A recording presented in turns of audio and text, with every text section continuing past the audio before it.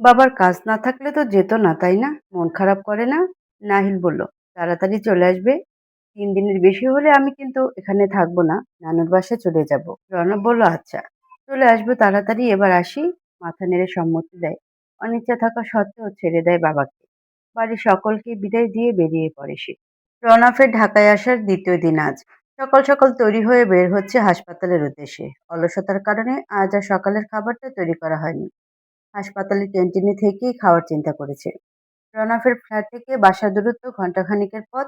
জ্যামে পড়লে তো কথাই নেই। ছেলের স্কুল থেকে কাছে বিধায় এখানেই বাসা নিয়েছে।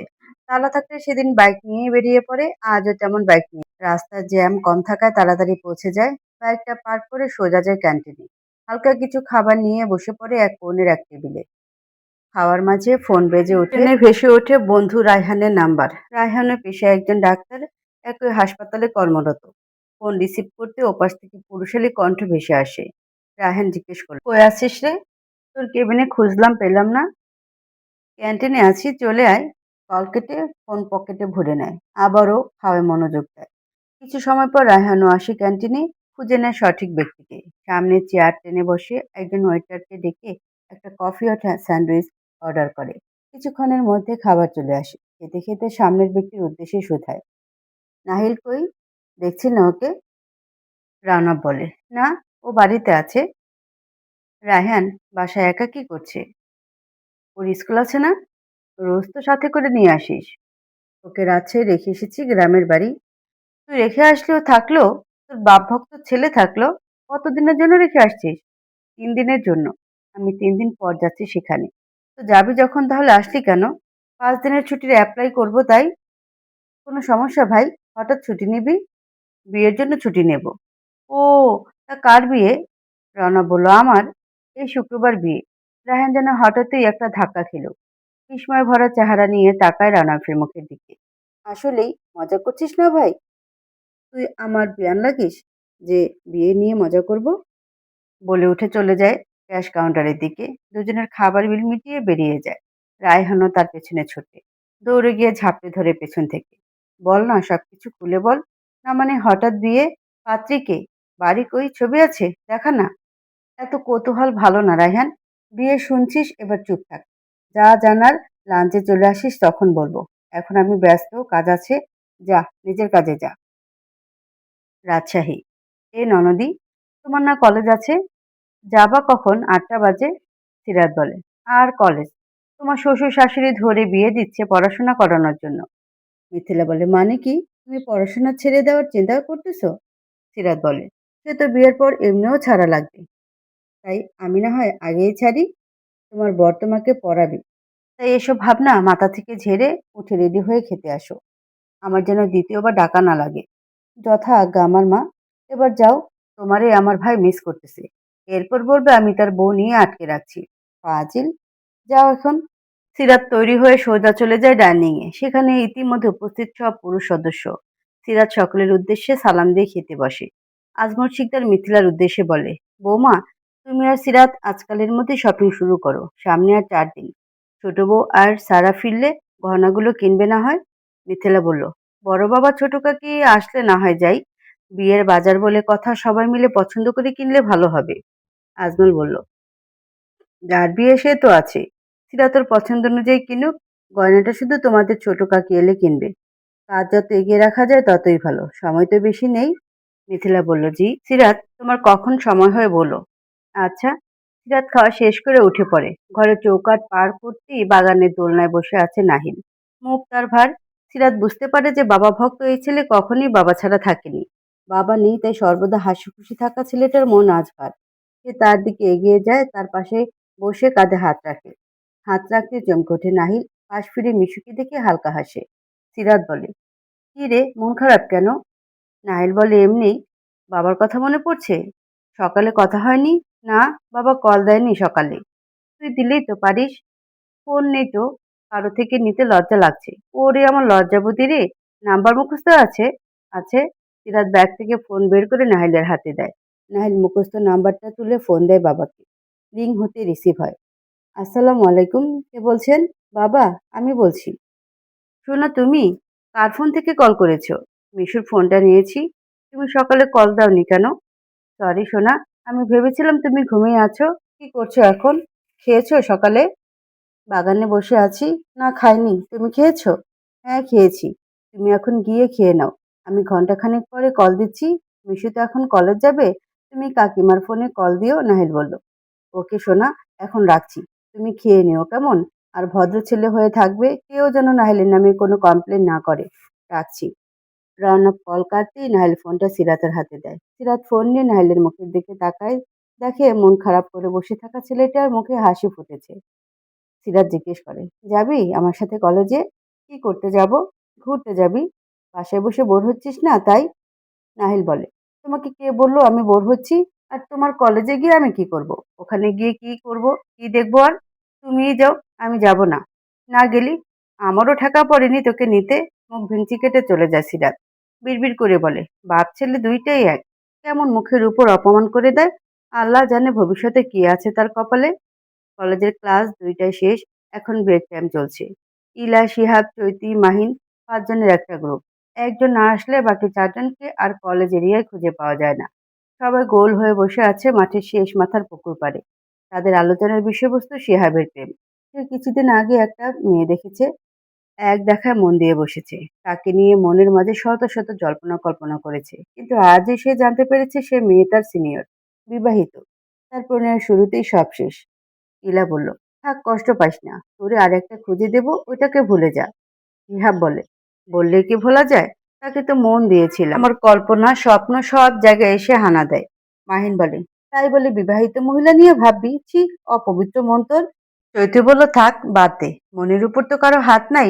চল এই কষ্টে একটা ট্রিট দে তো শিহাব। সিরাত বলে, হয়, এটা তুই ঠিক বলছিস। তুই আমাদের একটা ট্রিট দে। দেখবি গরিবরে দান করলে আল্লাহ তার রিজিক বাড়াইয়া দেয়, আয় উন্নতি হয়, সওয়াব হয়। শিহাব বলে, গরিব কে আবার?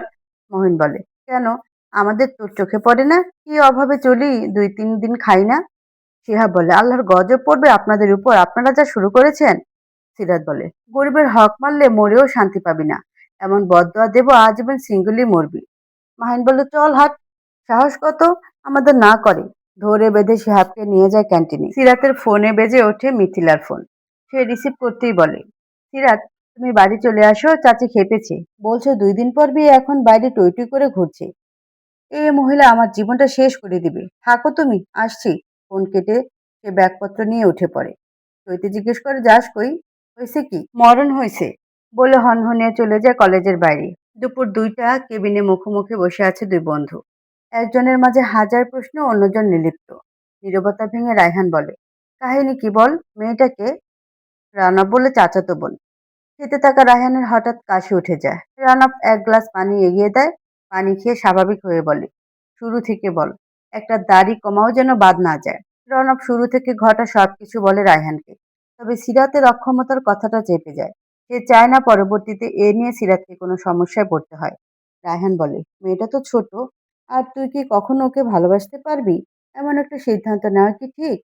রানা বলল, জানি না কি ঠিক কি ভুল। এই সময় মনে হয়েছে এটা ছাড়া আর কোনো রাস্তা নেই মেয়েটাকে ভালো রাখার। আর যদি কখনো তার জন্য আমার মনে ভালোবাসার উদয় হয় তবে তো ভালো। রায়হান বলল, যদি না হয়? তবুও সে আমার স্ত্রীই থাকবে। কত স্বামী স্ত্রী আছে ভালোবাসা ছাড়া ঘর করছে বছরের পর বছর। যদি না হয় তবে সে থাকবে শুধু দায়িত্ব, আর দুজন থাকবো দুজনের প্রয়োজন হয়ে। ভালোবেসে তো একজনকে এনেছিলাম। দিন শেষে সেই ভালোবাসাকে পায়ে ঠেলে চলে গেল। একটু থেমে আবার বলে, এবার না হয় প্রয়োজন বোধই কাছে টানলাম। যদি থেকে যায়? রায়হান চুপ থেকে শোনে। কিছু বলার নেই তারও। কি বলবে ঠিকই তো বলেছে। ভালোবাসার মূল্য কজন দেয়? রানা বলল, থাক তুই, রাউন্ডে যেতে হবে। সে রুম ত্যাগ করে। রায়হান তার যাওয়ার দিকে তাকিয়ে থাকে। তার একটাই চাওয়া, এবার যেন তার বন্ধুটা সুখের মুখ দেখতে পায়। তুমি সুখ যদি নাহি পাও, যাও সুখেরই সন্ধানে যাও। আমি তোমারে পেয়েছি হৃদয় মাঝে, আর কিছু নাহি চাই গো, আমারও পরানো যাহা চায়। তুমি তাই গো, আমারও পরানো যাহা চায়। বারান্দায় হাঁটু মুড়ে বসে আছে একজন ৩০ বছর বয়সী নারী। তার গলার সুর বুঝিয়ে দেয় তার হৃদয়ের খবর।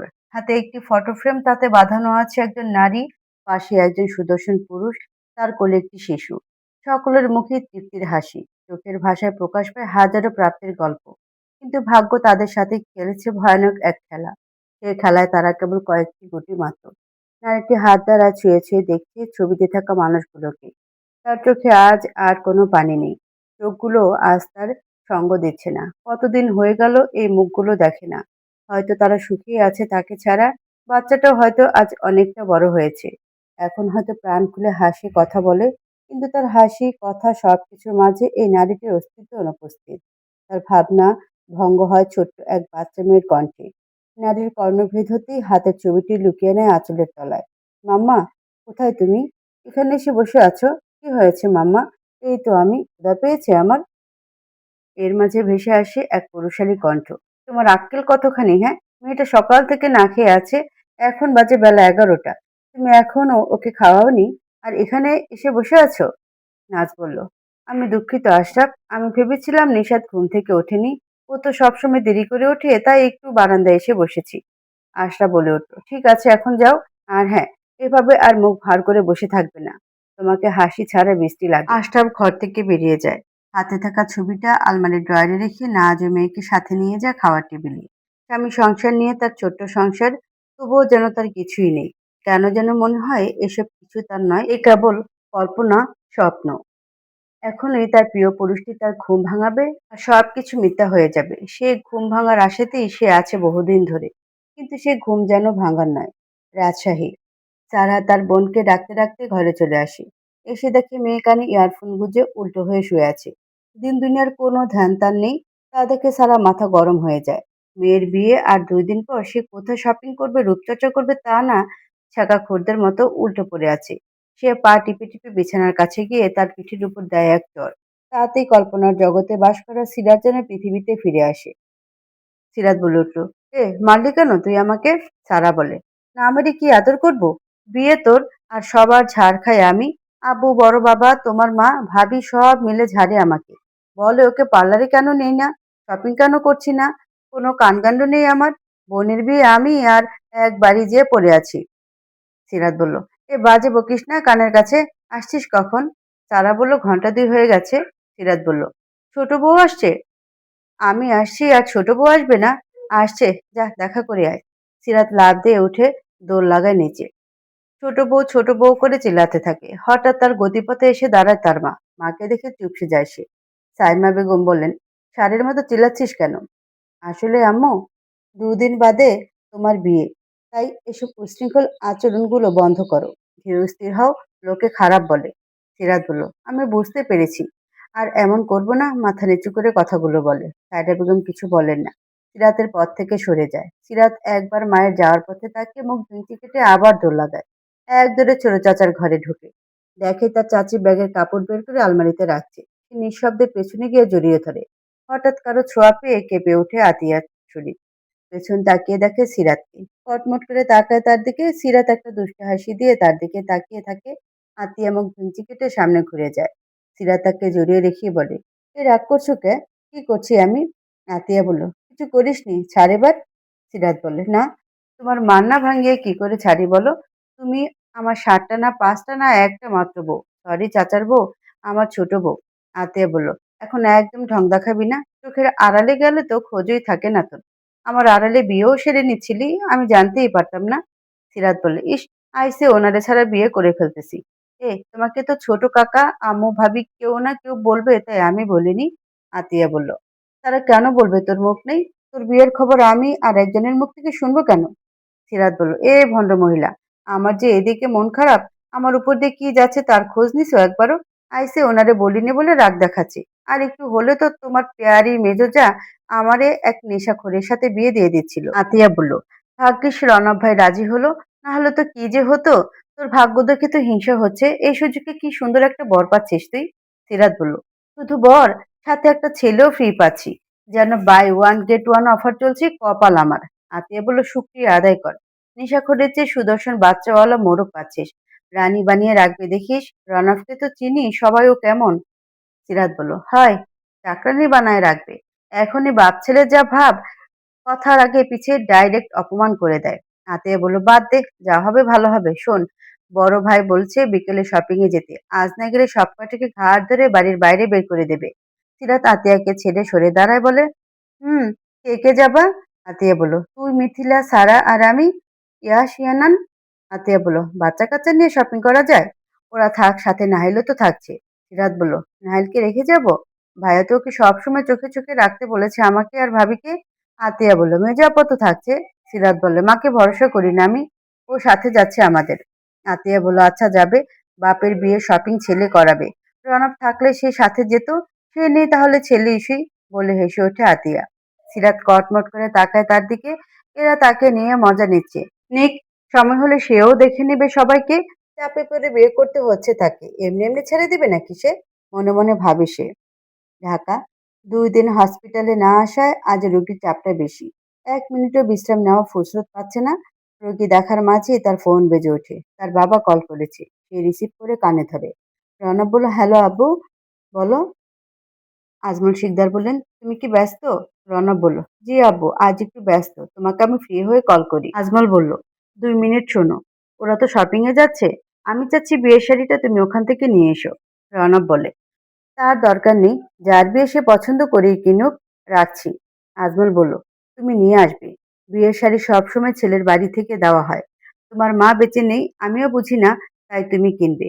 ওরা এখানে না হয় আরো একটা কিনবে, কিন্তু তুমি তোমার দায়িত্ব পালন করবে। আব্বু ওপাশ থেকে ফোন কেটে দেয়। এত লোক থাকতে তাকেই কেন কিনতে হবে? ছোট কাকা কাকে আছে, আর এক বাড়িরই মেয়ে। এখানে ছেলে বাড়ি মেয়ে বাড়ি আছে নাকি? এইসব চিন্তা ছেড়ে আবারও রোগী ডেকে নেয়। রাজশাহী, বিকাল 4টা বাজতে তারা বের হয় বিয়ের শপিং করতে। নাহিল সে বেজায় বিরক্ত। মেয়েদের শপিং এ সে একা, একটা ছেলে ইয়াসকেও তো বাড়ি রেখে এসেছে, তাকেও না হয় রেখে আসতো। কিন্তু না, তার বাবাটাও হয়েছে একজন। সে তো বড় হয়েছে, এখনই কি চোখে চোখে রাখতে হয়? সে কি বাচ্চা ছেলে? বাবার সাথে এ বিষয়ে কথা বলতে হবে এক্ষুনি। বাড়ির গাড়িতে এসে বসেছে সবাই। সামনে বসেছে ড্রাইভার, তার পাশে নাহিল, পিছনে আতিয়া, মিথিলা, সিরাত। সারার যাওয়ার কথা থাকলেও আসতে পারেনি সে। অনিচ্ছা সত্ত্বেও তাকে থেকে যেতে হয়েছে। সারা, ইয়াশ ও ইনানের সামনে দাঁড়িয়ে কোমরে হাত রেখে বলে, তোদের জন্য আমি যেতে পারিনি। বজ্জাত বিচ্ছুর দল, সব এক জায়গায় থাকলেই গন্ডগোল একটা করতে হবে তোদের। ভুল বললে আপু, ইয়াশ বলে উঠল। মেজমা, তোমাকে আমাদের জন্য থাকতে বলেছি কারণ তুমি আর সিরাত আপু এক জায়গায় থাকলে চুলোচুলি করবে তাই। সারা বলল, বেয়াদব, আসুক তোর বাপ আজকে, যদি মার না খাওয়াই তোদের। রাগে ফোঁস করতে করতে চলে যায় নিজের রুমে। কত ইচ্ছে ছিল বোনের বিয়ে শপিং করবে। সারা ও সিরাত দুইজন পিঠে 1.5 বছরের ছোট বড়, তাই সবসময় মারামারি ঝগড়াঝাটি লেগেই থাকে। দুই বাচ্চা পরপর হওয়াতে সায়রা বেগমের শরীর ও মস্তিষ্কে বিরূপ প্রভাব পড়েছে। সিরাত মায়ের আদর কম পেয়েছে, কেননা তার পরপরই সারাহার জন্ম। সিরাতের বেড়ে ওঠা বেশিরভাগটাই তার বড় মায়ের কাছে। তার বড় মা মারা গিয়েছে তার যখন 8 বছর বয়স তখন। এরপর অনেকটা একাই বেড়ে উঠেছে। এরপর আতিয়া এলে সে ঘোচায় সিরাতের একাকিত্ব। তাই তো আতিয়াকে সিরাত এত ভালোবাসে। এই কারণেই মায়ের সাথে তার এত দূরত্ব। রানাফের কাজের মাঝে আবার তার ফোনটা কর্কশ সুরে বেজে ওঠে। বিরক্তি নিয়ে ফোনটা হাতে নিতেই দেখে মিথিলার নাম্বার। না চাইতে রিসিভ করতে হয়। রিসিভ করতে ভেসে আসে নাহিলের গলা। বাবা, তুমি কোথায় ভাসিয়ে দিয়েছো? কেন বাবা, কি হয়েছে? তুমি কাকে আর মিশুকে কি বলেছো আমাকে চোখে চোখে রাখতে? আমি কি বাচ্চা? নাহালের কথা শুনে পেছন থেকে সিরাত বলে ওঠে, তুই বাচ্চা হবি কেন? তুই তো চৌবাচ্চা। নাহাল সিরাতের দিকে ফিরে বলে, তুমি কথা বলবে না? তুমি টেনে আমাকে এই মেয়েদের শপিং এ এনেছো, আবার আমাকে চৌবাচ্চা বলো? সিরাত বলল, চৌবাচ্চাকে তো চৌবাচ্চাই বলবো। বয়স না মোটেও, ভাব দেখলে বাঁচি না। নাহিল বলে, তোমার মতো নাকি সারাদিন এর সাথে ওর সাথে ঝগড়া করি? সিরাত বলে, কার সাথে করি ঝগড়া? এই, তুই সেধে এসে গায়ে পড়ে ঝগড়া বাঁধাস? ঝগড়াটে ছেলে মেয়েদের মতো ঝগড়া করে। মুখ ভেঙচি দিয়ে অন্যদিকে তাকায়। নাহিল বলে, তুমি ঝগড়ুটে, মেজো দিদা ঠিকই করে, সারাদিন তোমাকে বকে। সিরাতের মতো সেও মুখ ভেঙচি দেয়। রনক এত সময় তাদের তর্কতর্কি শুনছিল আর অবাক হচ্ছে, এটা তার সেই শান্তশিষ্ট ছেলে। রামেম কাল রাতেও কল করে হাসতে হাসতে বলেছিল, এখানে 2 দিন থেকে তার ছেলে ঝগড়া শিখে গেছে, রোজ 3 বেলা সিরাতের সাথে বাঁধে। সে ধমকে ওঠে নাহিলকে। রনক বলে, নাহিল, বড়দের সাথে এভাবে কথা বলো তুমি? একটু কড়া সুরে বলল কথাটি। নাহিল বাবার কথা শুনে চুপসে যায়। সে ভুলে বসেছিল কলে তার বাবা আছে। সে সিরাতের দিকে কটমুটিয়ে তাকিয়ে বলে, সরি বাবা। আমাকে কেন সরি বলছো? যাকে কথাগুলো বলেছো তাকে বলো। কিন্তু মিশুও তো আমাকে চৌবাচ্চা বলেছে। সরি বলতে বলেছি তোমাকে। বাবা, তোমার বাবা কি তোমাকে এটা শিখিয়েছে? নাহিল বড়দের মুখে তর্ক করে। তুমি তর্ক করলে, ঝগড়া করলে তো তারা বলবে নাহিলের বাবা তাকে ভালো শিক্ষা দেয়নি। তুমি কি চাও তারা তোমার বাবাকে খারাপ বলুক? এই নরম সুরে বললে কথাগুলো। না, আমি চাই না তোমাকে কেউ খারাপ বলুক। তাহলে মিশুকে সরি বলো। ওকে এখন রাখি, আমি মিশুকে সরি বলে দেব। আমি কলে থাকা অবস্থায় বলো, আমি নিজ কানে শুনতে চাই। নাহিল অনিচ্ছা থাকা সত্ত্বেও সিরাতের দিকে তাকিয়ে বলে, সরি মিশু, আমি আর তোমার সাথে ঝগড়া করব না। সিরাত নাহিলের মুখের অবস্থা দেখে মিটমিট করে হাসি। আতিয়া তার দিকে কটমটিয়ে তাকায়। রনক কল কেটে দেয়। নাহিল মিথিলার ফোন তাকে ফেরত দিয়ে দেয়। নাহিল মাথা নিচু করে চুপ করে বসে থাকে। আজ মিশুর জন্য তার বাবার সামনে তার ইমেজ নষ্ট হয়েছে, এতে তার বেজায় মন খারাপ। সিরাত তার দিকে আরো চোখে তাকিয়ে বলে, ভদ্র বাপের অভদ্র ছেলে। নাহিল তার দিকে তাকিয়ে বলে, এই তোমার বাবা কি তোমাকে শেখায়নি বাচ্চাদের সাথে কিভাবে কথা বলতে হয়? লজ্জা লাগে না বাচ্চাদের সাথে ঝগড়া করতে আসো? সিরাত তার কথার পাত্তা না দিয়ে বলে, আমার আব্বু আমাকে বাচ্চাদের সাথে কেমন কথা বলতে হয় তা শিখিয়েছে, কিন্তু বাচ্চাদের সাথে কিভাবে কথা বলতে হয় তা আমি নিজে শিখে নিয়েছি। মিথিলা বিরক্ত হয়ে ধমকে বলে, এ তুমি কি বাচ্চা? ওর পিছনে লাগছো কেন এভাবে? মিথিলার ধমক খেয়ে সিরাত চুপ হয়ে যায়। তা দেখে নাহিল মিটমিটিয়ে হেসে বলে, ভদ্র বাবার অভদ্র মেয়ে। নাহিলের কথা শুনে অবাক হয়ে তাকায়। এই ছেলে তার কথা তাকেই ফিরিয়ে দিচ্ছে। এদিকে কল কেটে ফোনের দিকে তাকিয়ে থাকে রওনা। ভাবে একসাথে এদের কিভাবে সামলাবে। সেকেন্ডে সেকেন্ডে ঝগড়া বেঁধে যায়। ছেলেটাও হয়েছে তেমন, দুদিন থেকে কেমন ঝগড়ুটে হয়ে গেছে। রাজশাহী ছোটখাটো খুনসুটির মধ্য দিয়ে তারা শপিং শেষ করে বাড়ি ফিরে। তারা ফিরেছে রাত তখন ৮টা বেজে গেছে। বসার ঘরে সবাই গোল হয়ে বসে জিনিসগুলো দেখছে। শাড়ি গয়না ছাড়াও আরো বেশ কিছু জিনিস কেনাকাটা হয়েছে। বাকি আছে বরের কিছু জিনিস, সেগুলো যত দ্রুত সম্ভব কিনে ফেলতে হবে। আরাফাত শিকদার বলেন, মেয়ের কেনাকাটা তো প্রায় শেষ, এবার ছেলের কেনাকাটা করতে হবে। আজ একসাথে করে নিলেই পারতে, হাতে আর বেশি সময় নেই। আজমল শিকদার বলেন, মেয়েরা তো আর বুঝবে না ছেলেদের জিনিস কেনা। আমি নিষেধ করেছি আতিয়াকে, ওটা বরং তোরা গিয়ে কিনে আনিস। ইস্তিয়াক বলল, বড় ভাইজান ও যা খুঁতখুঁতে, আমাদের কেনা কি পছন্দ হবে? আজমল শিকদার বলেন, এখন কি তাহলে তার জিনিস তাকে কিনতে বলবো? এমনিতেও বিয়ের শাড়ি কিনতে বলাতেই কেমন দোনামোনা করছে, এখন এগুলোর কথা বললে কি রাজি হবে? রামিম বলল, ভাইয়াকে কল করে শুনলেই হয়, তারটা সে নিজে কিনবে কিনা। ইশতিয়াক বলল, কে বলেছে তোর মাথায় বুদ্ধি নেই? কত বুদ্ধি আমার ভাতিজার। এ তোর মনে হয় ওকে তুই জিজ্ঞেস করবি আর ও বলবে ওর বিয়ের বাজার ও করবে কিনা? তাদের কথাবার্তায় এই প্রথম মনে হয় সিরাত একটু লজ্জা পেল। বিয়ে নিয়ে তার মধ্যে আলাদা কোনো অনুভূতি কাজ করছে না, না ভয় না লজ্জা, যেন স্বাভাবিক সবকিছু। তবে আজ সবার মুখে এমন সরাসরি আলোচনা শুনে একটু খানিক লজ্জা পেল। সে ধীরে সুস্থে নিজের জায়গা ত্যাগ করে সিঁড়ি ডিঙ্গিয়ে চলে আসতে গেলে মিথিলা ফিসফিস করে তাকে ডেকে বলে, ননদি কি লজ্জা পেল? সারা বলল, হায় হায় দেখো ভাবি, লাল হয়ে গেছে মুখ। আতিয়া বলল, আমি তো অবাক হলাম ওর লজ্জা পাওয়া দেখে। সিরাত বলল, এ থামবে না তোমরা? তোমরা বুঝি বিয়ের সময় লজ্জা পাওনি? সারা বলল, কাকি ভাবি, আর তুই কি এক হলি? সিরাত বলল, বজ্জাত, সর সামনে থেকে। সিরাত চলে যায় তাদের রেখে। এদিকে সিরাতের অবস্থা দেখে ওরা তিনজন একচোটে হেসে নেয়। রাতের খাওয়া দাওয়া শেষ করে যে যার ঘরে চলে যায়। নাহিল থাকছে তার দাদার কাছে। বাবার মতো দাদাকেও সে একটু ভয় পায়, তাই তো তার উপস্থিতিতে সে ভদ্র বাচ্চার ন্যায় থাকে।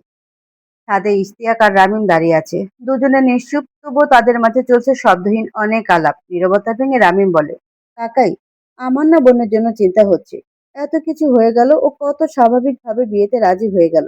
অন্যদিকে ভাইয়া যে এত বছরের বিয়ে করতে চায়নি, সেও হঠাৎ রাজি হয়ে গেল। ইশতিয়াক বলল, কেন, রাজি হওয়াতে কি খুশি হোসনি? সিরাত, তোর বোন নিজের কুমারী বোনকে একজন বাচ্চা সমেত পুরুষের সাথে মানতে হয়তো তোর কষ্ট হচ্ছে, কিন্তু ভেবে দেখিস না যে বিয়েটা না হলেও ওর জীবন কতটা হুমকির মুখে পড়বে। তোর মা ওকে কম জ্বালায়, মেয়েটা চাপা স্বভাবের, তাই কিছু বলে না। মা তো ওকে যেন তেন করে তাড়ালেই বাঁচে। রামিম বলে, সে তুমি ঠিক বলেছ। মায়ের যে কি সমস্যা কে জানে। সবার বেলা ঠিক, ওর বেলা যত রাগ দেখায়। মেয়েটার বিয়েটা হয়ে যাক, ওকে দূরে পাঠিয়ে দেব, রনফের কাছেও ভালো থাকবে। রামিম বলল, সেটা আমি জানি। ভাইয়া নিজের দায়িত্বে কখনো অবহেলা করবে না। তোমার কি মনে হয় ভাইয়ার মনে এখন আর নাহিলের মায়ের জন্য কোনো জায়গা নেই? তাদের বিয়েটা ভালোবাসা ছিল। এত সহজ পুরোপুরি মন থেকে মুছে ফেলা? যতই ঘৃণা করুক, মনের কোথাও না কোথাও সে আছে। আর এটা নিয়ে বেশি ভয়। সিরাত অনেক বেশি আবেগপ্রবণ। এই জিনিসটা কখনো যদি ওর সামনে প্রকাশ পায়, তবে না জানি সেদিন কি হবে। ইশতিয়াক বলল, চিন্তা করিস না। রওনক ওর অনুভূতিকে নিয়ন্ত্রণ করতে জানে। আমার বিশ্বাস তার দ্বারা সিরাত কখনো কষ্ট পাবে না। রামিম বলল, তাই যেন হয়। ঢাকা, প্রণব সে আছে মহা ঝামেলায়, কি করবে বুঝতে পারছে না। এই বয়সে এসে হবু বউয়ের জন্য শাড়ি কিনতে হবে তাকে, ভাবতেই অবাক লাগে। আজ অনেকগুলো বছর পর আবারও কোনো নারীর জন্য সে শাড়ি কিনবে, তাও অন্য একজন নারীর জন্য। তার দুশ্চিন্তাকে বাড়িয়ে দিতে তার ফোনটা সশব্দে বেজে উঠল। স্ক্রিনে একটা স্বল্প পরিচিত নাম্বার ভাসছে। ২-৩ বার কথা হলেও নাম্বারটা কোনো নামে সেভ হয়নি। সে রিসিভ করে। ওপাশ থেকে পরিচিত মেয়েলি গলা ভেসে আসে। মেয়েটা আর কেউ নয়, তার হবু বউ সিরাত। সিরাত বলল, আসসালামু আলাইকুম। রওনা বলল, ওয়ালাইকুম আসসালাম, কেমন আছো? আলহামদুলিল্লাহ, আপনি কেমন আছেন? আলহামদুলিল্লাহ। হঠাৎ কল দিলে যে, কোনো সমস্যা? না মানে একটা বিষয়ে কথা বলার ছিল। আপনি ফ্রি আছেন? রওনা বলল, হ্যাঁ তুমি বলো কি বলবে। আমি বিয়ের পরে পড়াশোনা করতে চাই।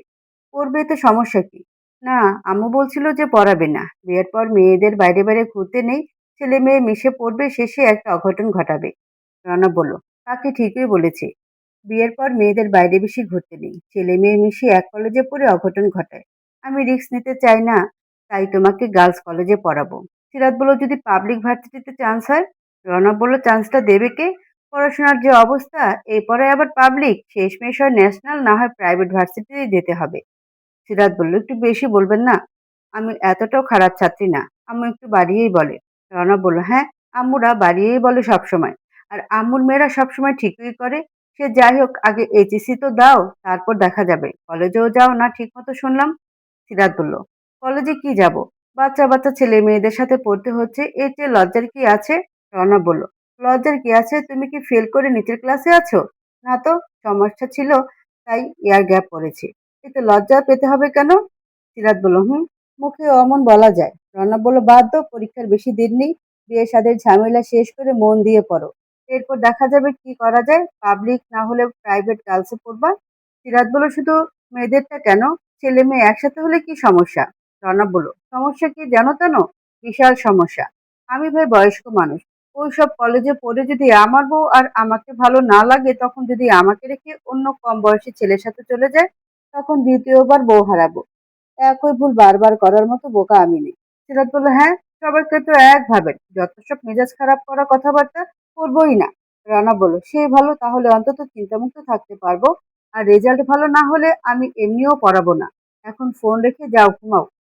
রনব কল কেটে দেয়। সে যতই মজা করে কথা বলুক, সে বোঝে মেয়েটা কতটা দুশ্চিন্তায় আছে, অনিশ্চয়তায় আছে, তার জীবন নেই। তাই তো সহজ করার এই ছোট্ট প্রচেষ্টা তার। সে চায় সে যেমনই থাকুক, তার কাছের মানুষগুলো সবসময় ভালো থাকুক।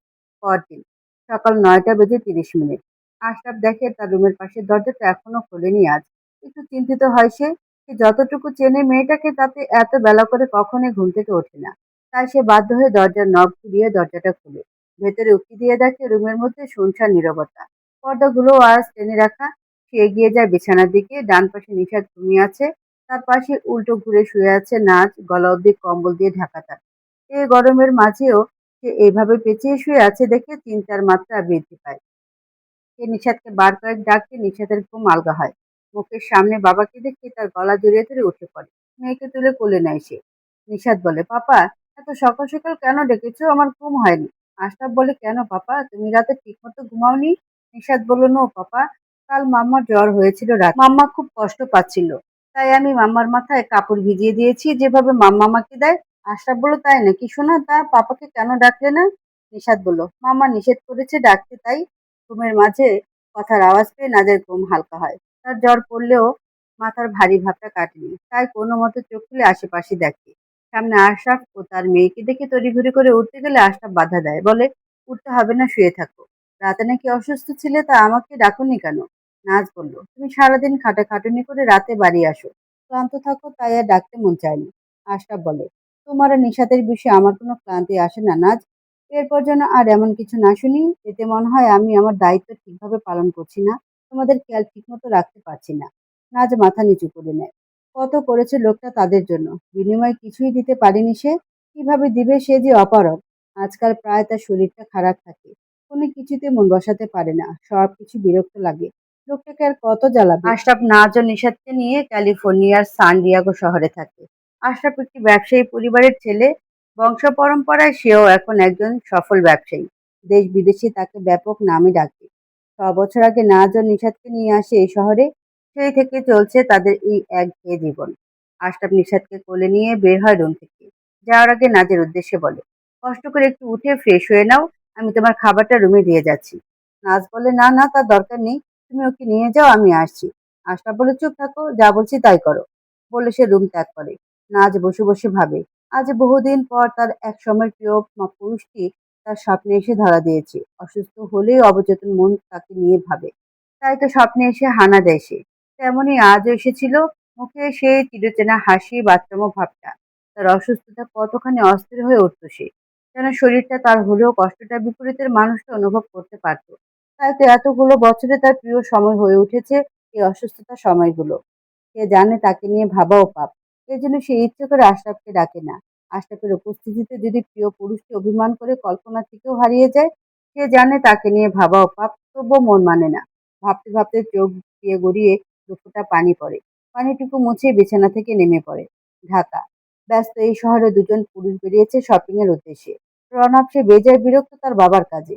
তাকে কেন এই কাজটা দেওয়া হলো? অন্যদিকে রায়হান ফাঁক করে মজা নিতে ব্যস্ত। বন্ধুর মুখখানি আজ দেখার মতো হয়েছে। বিয়ে করবে না করবে না করতে করতে আজ হবু বউয়ের জন্য শাড়ি কিনতে যাচ্ছে। একটু বাজিয়ে দেখতে সে গলা খাঁকড়ি দিয়ে বলে, হ্যাঁ রে ভাই, ফিলিংস কেমন? এ বয়সে এসে বিয়ে করছিস? তোর কপাল আছে বলতে হবে।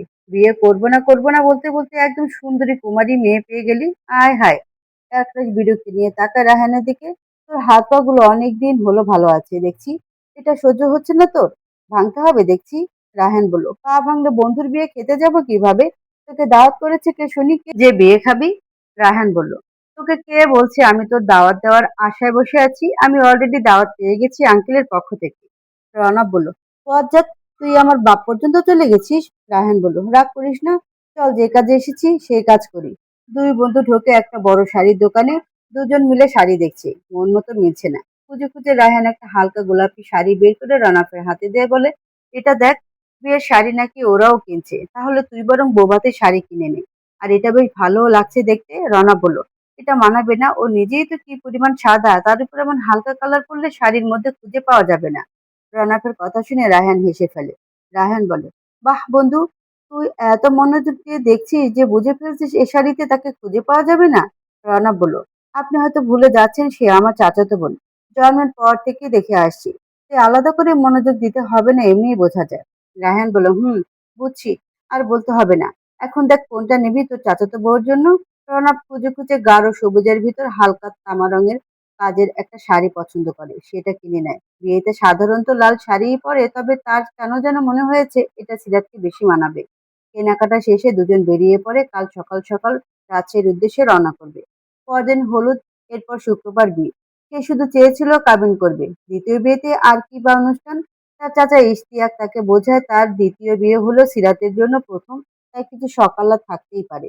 সিরাতের দিকটা বিবেচনা করে সে আর কিছু বলে না। এখান থেকে গিয়ে নাহিলের সাথে কথা বলতে হবে। ছেলেটা হয়তো জানেই না তার বাবার বিয়ে। কোন মুখে বলবে সে কথা যদি ছেলে তাকে ভুল বোঝে? রাত 11টা বেজে 20। রনাফের ফোনটা দ্বিতীয়বারের মতো বেজে ওঠে। সে তড়িঘড়ি করে রুমে এসে কল রিসিভ করে। ওপাশ থেকে ভেসে আসে এক নারী কণ্ঠ।